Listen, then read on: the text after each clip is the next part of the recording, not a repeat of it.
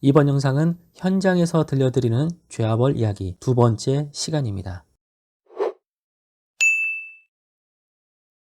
영상 보시기 전에 구독과 좋아요 부탁드립니다.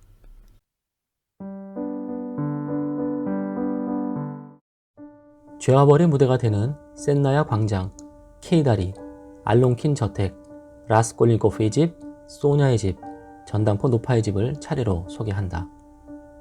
소설에서는 라스콜니코프의 하숙집에서 노파의 집까지 정확히 730보라고 나온다.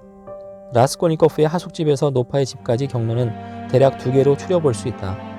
본인이 직접 걸어서 측정한 결과 730m 경로를 따라 걸었을 때 900보 정도가 되었다. 이런 추정이 가능하다. 소설에서 라스콜니코프의 키가 큰 것으로 나오기 때문에 만약 라스콜니코프 한 보의 너비가 1m 정도라면 730m 경로가 맞는 것이다. 그렇다면 라스콜니코프는 케이다리를 건너지 않고 지름길로 간 셈이다. 어떤 비평가는 730보는 실측이 아니라 단순히 계획범죄라는 것을 알려주는 상징이라고 본다.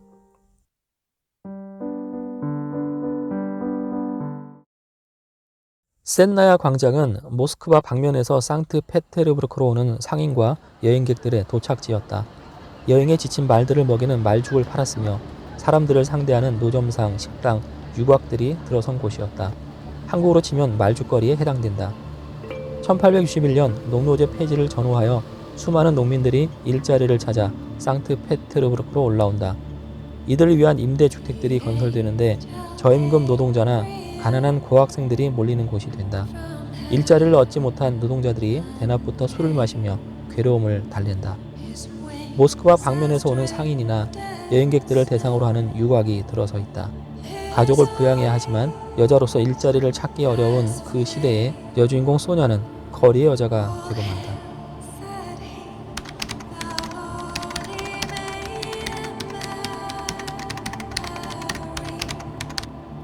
저녁 7시는 전당포 문을 닫는 시간이다. 오고 가는 사람이 없을 그 시간에 마침 리자베타도 자리를 비운다 하니 노파를 살해할 절호의 기회가 온 것이다.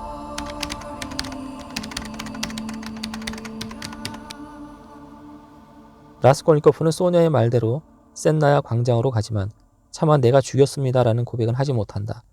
그는 바로 경찰서로 가서 경찰에게 자신의 죄를 고백한다.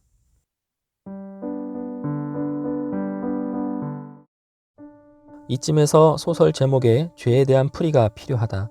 노어로 죄는 프레스토플리니이다. 프레, 건너, 스토플리니, 나아가다이다. 노어에서는 돌이킬 수 없는 어떤 선을 넘는 행동을 죄라고 본 것이다. 따라서 우리말로는 죄가 아니라 범죄로 번역하는 것이 더 맞을지 모르겠다. 결론적으로 다리를 건넌다는 것은 범죄를 저지른다는 뜻으로 해석할 수 있다.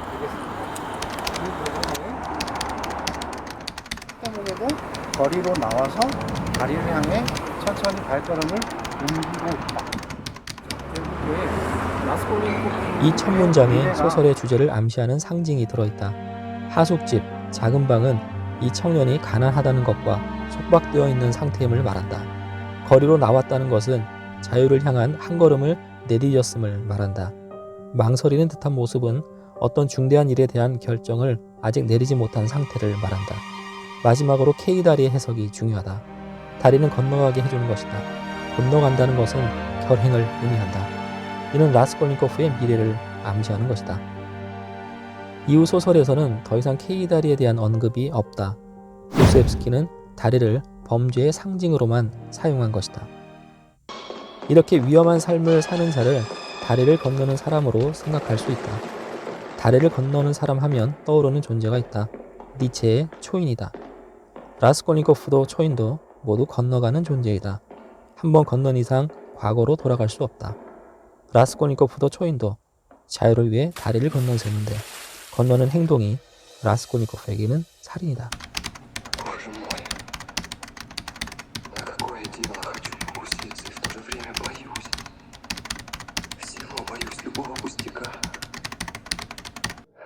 살해 동기를 라스콜니코프 자신은 숭고한 대의로 포장하고 있기 때문에 라스콜니코프의 심리 상태만 본다면 니체의 초인과 다를 바 없다. 그렇다면 과연 라스콜니코프는 다리를 건너서 자유를 얻었을까?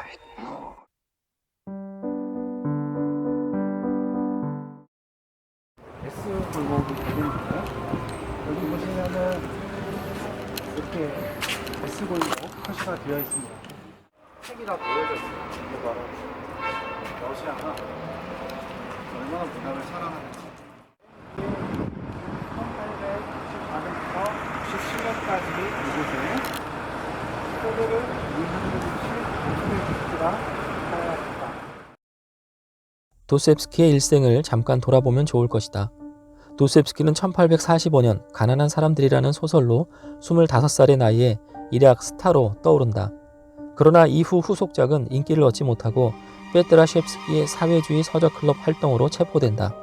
가까스로 사형을 면하고 시베리아 유형을 간다.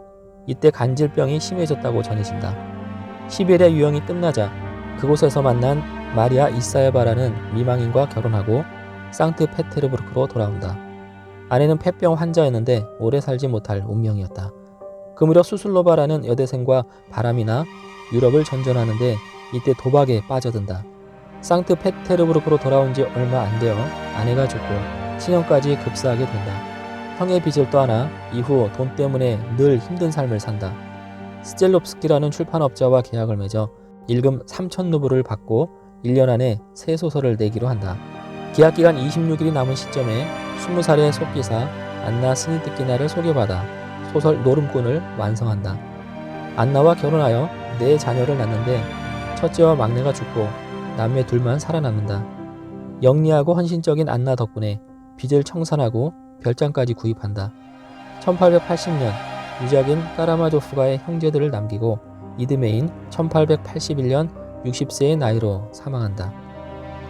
헌신적인 안나는 도스옙스키를 극진히 내조했으며 그 결과 급속도로 늙어간다.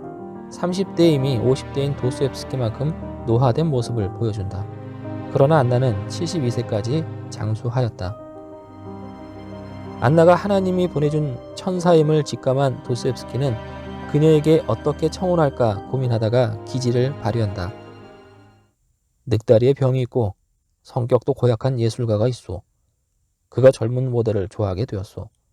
늙은이가 젊은 여자에게 사랑한다 고백하면 그게 말이 될 것 같소? 사랑한다면 나이가 무슨 상관이 있겠어요? 이에 힘입어 도스옙스키는 안나에게 프로포즈한다.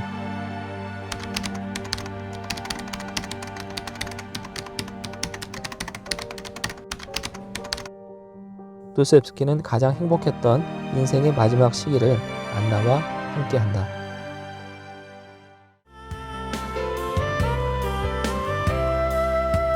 영상 재밌게 보셨다면 구독과 좋아요 부탁드립니다.